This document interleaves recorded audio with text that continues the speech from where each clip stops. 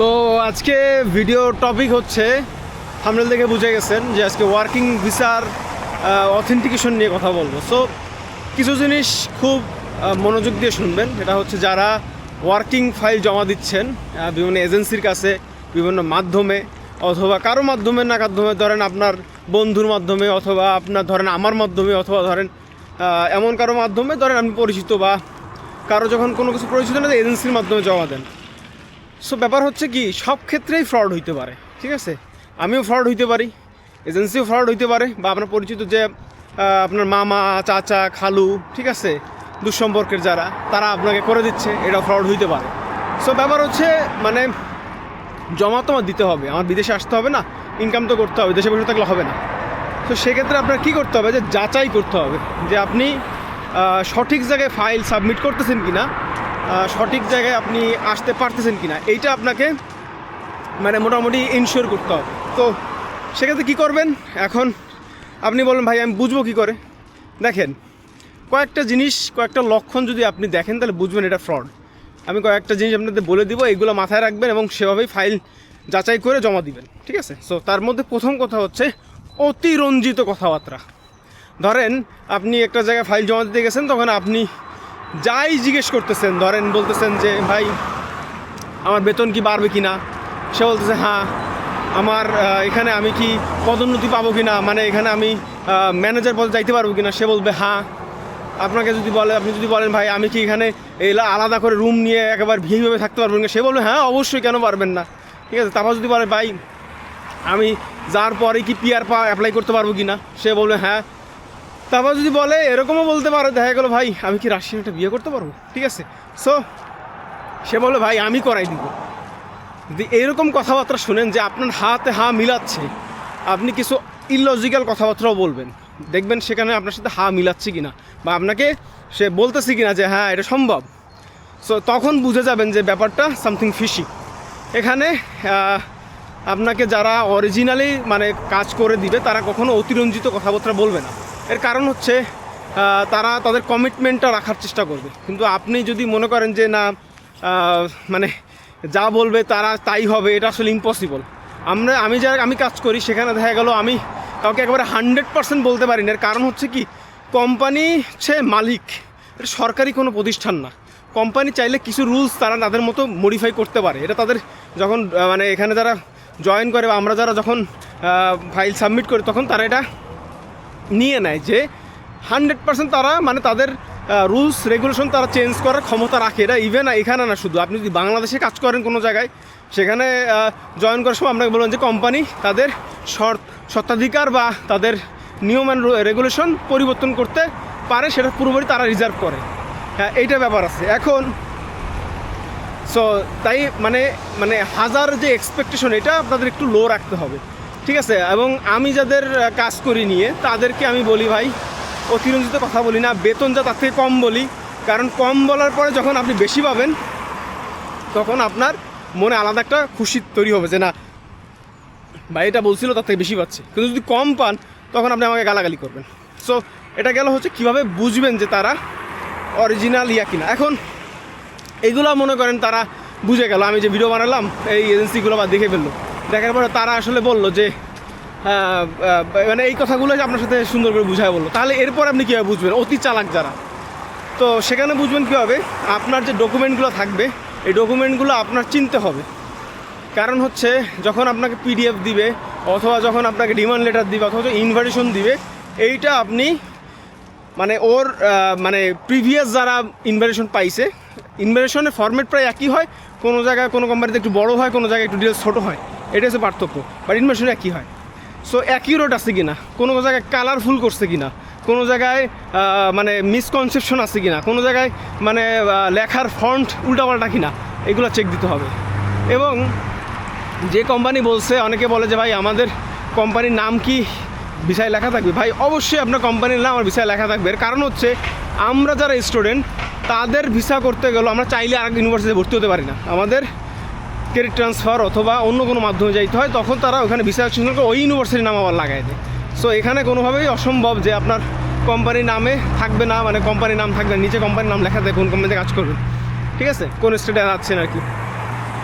এগুলো অথেন্টিকেশন করবেন। তারপরের কথা হচ্ছে যদি আপনি সব কিছু কমপ্লিট হয়ে যায়, তাদের মানে কি বলে ওই যে কথার যে টাইমিংটা ঠিক আছে কিনা। যদি ধরেন আপনাকে বলছে ভাই টাইম লাগবে 2 মাস, সেখানে আপনি ম্যাক্সিমাম 3 মাস আপনি তাদেরকে দিবেন। যখন সেটা 5 মাস 6 মাস হবে, তখন কিন্তু আপনার বুঝতে হবে যে এখানে কোনো ঝামেলা আছে, সে এটা ঠিকমতো করতে পারতেছে না। ঠিক আছে, তখন আপনি আপনার সম্পর্ক অনুযায়ী তাকে কীভাবে বিশ্বাস করছেন সেই হিসাব করে তার কাছ থেকে বুঝে নেবেন ব্যাপারটা। ঠিক আছে, গেল। এরপরে হচ্ছে যে ভাই মানে যদি কোম্পানি উল্টাপাল্টা হয়, এখন ব্যাপার হচ্ছে ভাই যখন ইনভাইটেশন লেটার দেয় বা অফার লেটার দেয়, ডিমান্ড লেটার দেয়, তখন হচ্ছে আপনাকে একটু যাচাই করতে হবে। ভাই সারা দিন আপনি কম্পিউটারে বসে থাকেন, আপনি যত মানে বলেন যে ভাই আমি মোবাইল বুঝি না, তারপর আপনি ফেসবুকে রিল দেখতে পারেন।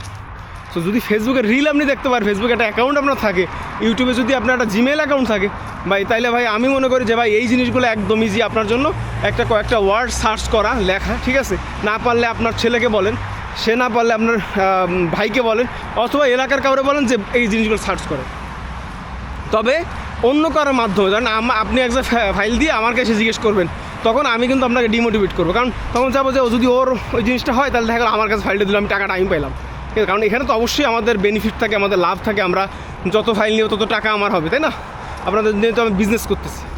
সো সবাই এটা চাবে, কিন্তু এমন কারো কাছে জিজ্ঞেস করবেন যারা জ্ঞানী, এই রিলেটেড কাজ করে না, তাদের কাছে জিজ্ঞেস করবেন বেশিরভাগ। তারা আপনাকে সার্চ করে বুঝে যতটুকু অথেন্টিক আপনাকে করে দিবে। এরপর হচ্ছে ভাই যে এখানে রাশিয়াতে আসার পরে কোনো ঝামেলা হইলে আমি কী করবো? দেখেন, আপনাকে কথা হচ্ছে বাঙালিদের কিছু জিনিসের সমস্যা আছে, যে সমস্যার কারণেই মেইনলি বাঙালিরা সমস্যায় পড়ে। এটা হচ্ছে ভাই কাজের যে সেক্টরটা, এই সেক্টরটাকে আপনাকে কাজের মতো করে করতে হবে, ভালোবেসে করতে হবে। আপনি যদি মানে ফাঁকি দেন, এই নাচালনিক দেখতেছে না, পিছনে যে আমি একটু আড্ডা মেরে আসলাম, এই দেখতেছে না বাথরুমে যে আধা ঘন্টা কাটাই আসলাম, ভাই আপনাকে পে করতেছে হচ্ছে টাইম আওয়ার বেসিসে। সো আপনি কেন তাদের সাথে এই জিনিসগুলো করবেন? আমার মনে হয় এগুলো করা হচ্ছে উল্টো অমানবিক ব্যাপার।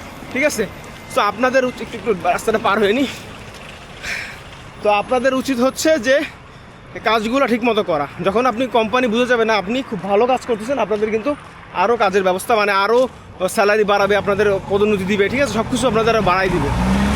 কোম্পানির অনুমতি ছাড়া বিভিন্ন জায়গায় ঘুরতে চলে যায়, এগুলো করা উচিত না। এগুলো করলে আপনি বিপদে পড়বেন। গেল। আর হচ্ছে আরেকটা কথা মনে করছিলাম, হঠাৎ করে ভুলে গেলাম, সেটা হচ্ছে রাশিয়াতে আপনারা আসার পরে পিআর বা এই ধরনের জিনিসগুলো কীভাবে কমপ্লিট করবেন। দেখেন, আসার সাথে সাথে একটা দেশে পিআর আপনি পাবেন না, টিআর আপনি পাবেন না। আপনাকে এখানে মিনিমাম একটা টাইম পর্যন্ত মানে স্টেবল হইতে হবে। কোনো দেশে কোনো জায়গায় গেলে কিন্তু হুট করে কোনো কিছু করা পসিবল হয় না, সেটা যে দেশেই যান না কেন। আপনি একটা বাংলাদেশের আপনার এলাকা রেখে অন্য এলাকায় গেলেও আমরা বাসা খুঁজতে হিমশিম খাইতে হয়, সেখানে আপনি একটা দেশের রেসিডেন্সি যাচ্ছেন পার্মানেন্ট, তাও আবার। তো এটা কিন্তু কোয়াইট টাফ, বাট ইম্পসিবল না। আপনাকে টাইম দিতে হবে, পরে কাজ করবেন, বন্ধুত্ব বাড়াবেন, বাসাটা কমপ্লিট করবেন, তারপরে যে আপনি নিজে নিজে একবার বুঝে যাবেন যে কীভাবে আপনাকে করতে হয়। ঠিক আছে, এমন বড় কোনো বিগ ডিল না, বাট সহজও না। হ্যাঁ, আরও একটা কোশ্চেন থাকে, কোশ্চেনগুলো হঠাৎ করে বেরোচ্ছে তো মানে এক্স্যাক্ট মনে পড়তেছে না, তাহলে উত্তর দিতাম। সেটা হচ্ছে এখানে আচ্ছা, এখানে যারা কোম্পানিতে আসবেন তারা কি বাইরে বাসা নিয়ে থাকতে পারবেন কি না?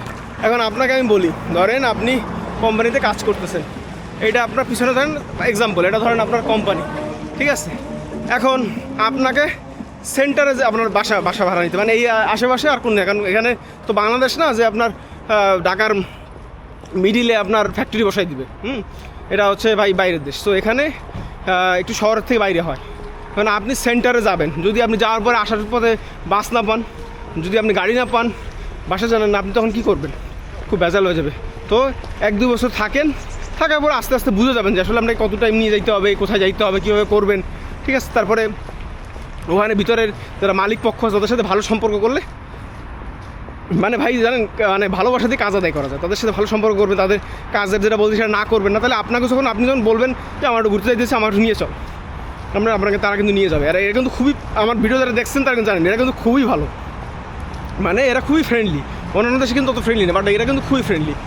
সো এই জিনিসগুলো মাথায় রাখতে হবে। আরও একটা ব্যাপার আছে এখানে, যে আপনি এখানে মানে ইনকামটা যে বলে একরকম, দেয় আর একরকম। এটা কাহিনী কি জানেন? এটা কাহিনী হচ্ছে কিছু ভিসা আছে এখানে রাশিয়াতে, এটা পসিবল যে নর্মাল একটা কোম্পানির আন্ডারে জাস্ট খালি লোক নিয়ে আসে, যেটা আমি সবসময় বলি সাপ্লাই কোম্পানি। আপনাকে নিয়ে এসে বসায় রাখবে 3 মাস 4 মাস, এই কাজ দিবে ওই কাজ দেবে, কারণ এক্স্যাক্টলি ওদের কাছে কোনো কাজ নাই যে আপনাকে সেই কাজটা ওরা মানে প্রোভাইড করবে আপনি পারমানেন্ট, কারণ ওদের তো লস নেই কাজ করালে, ওদের ইনকাম, কিন্তু সেই কাজ আপনাকে দিতে পারবে না।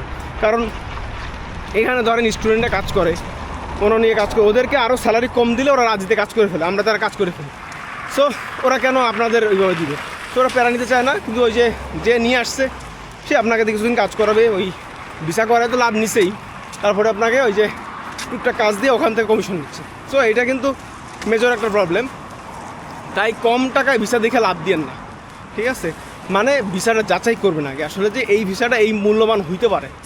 মানে কেউ একজন পাইলে আপনারা বলবেন যে ভাই আমি এই কাজ জানি ওই কাজ জানি, আপনাদের কাছে যে কাজ জানেন সব যদি হ্যাঁ হয় ভাই, তাহলে তো সম্ভব না, ঠিক আছে? যে কাজ জানেন না সে কাজও করতে হবে এখানে আসলে, ঠিক আছে? যে কোম্পানিতে কাজ আসবেন ওই কোম্পানি এর আগে কতটা মানুষ বিপদে পড়ছে বা এর আগে মানুষ কতটা ঝামেলায় পড়ছে এটাও একটু যাচাই করবেন। হ্যাঁ, আলাবুগা কোম্পানি, তারপর সিনোপ্যাক কোম্পানি, এই কোম্পানিগুলো কিন্তু খুবই মানে মানে কী বল ব্যাড রেপুটেশন আমি দেখছি, যদিও অনেকে টিকে গেছে সেটা ভিন্ন বিষয়, বাট বেশিরভাগই হচ্ছে ব্যাড রেপুটেশন আছে। সো এইসব কোম্পানি অ্যাভয়েড করা ভালো, কারণ এখানে এই কোম্পানিগুলো ভিসাগুলো অনেক সস্তা হয়, আপনারা ধুম করে আসতে পারেন, অল্প টাকায় 5-6 লাখ টাকা শুনে লাভ দিয়ে চলে আসেন। অনেকে বলেন ভাই এত টাকা কেন? ভাই টাকা যে জিনিস ভালো সেই জিনিসের দাম বেশি, বুঝতে পারছেন না? সো আর কি এই জিনিসগুলো মাথায় রাখবেন। আশা করি সামনের আপনাদের সাথে আমার যারা ওয়ার্কার ইনশাল্লাহ খুব দ্রুত সেই ভিডিও আসবে, তাদের অলরেডি ডিমান্ড লেটার চলে আসছে, আমরা জাস্ট খালি অ্যাম্বাসিতে পাঠাইছি, ওটা সিগনেচার হয়ে আসলেই আমরা প্রকাশ করব। মানে প্রকাশ করবো বলতে কি আমরা জাস্ট খালি অ্যানাউন্সমেন্ট করবো, আর ওয়ার্কার ঢুকলে তো সেই ভিডিও দেখাতেই পারবো। সো এই আর কি, সাথে থাকুন, আমার চ্যানেলটা সাবস্ক্রাইব করবেন। আর যদি কারো কোনো ইনফরমেশন জানার থাকে অবশ্যই আমার হোয়াটসঅ্যাপে মেসেজ অথবা ভয়েস দেবেন, কেউ কল দিবেন না, ঠিক আছে? আর যারা অ্যাপ্লাই করতে চান সামনে আবার ফাইল ওপেনিং নিচ্ছি, মানে আর ওপেন করতেছি। সো যারা করতে চান অবশ্যই নক দিবেন, এবং আমার মানে সাথে দেখা হবে ইনশাল্লাহ রাশিয়াতে আসার পরে। সেই পর্যন্ত ভালো থাকবেন, সুস্থ থাকবেন, আল্লাহ হাফেজ, বাই বাই।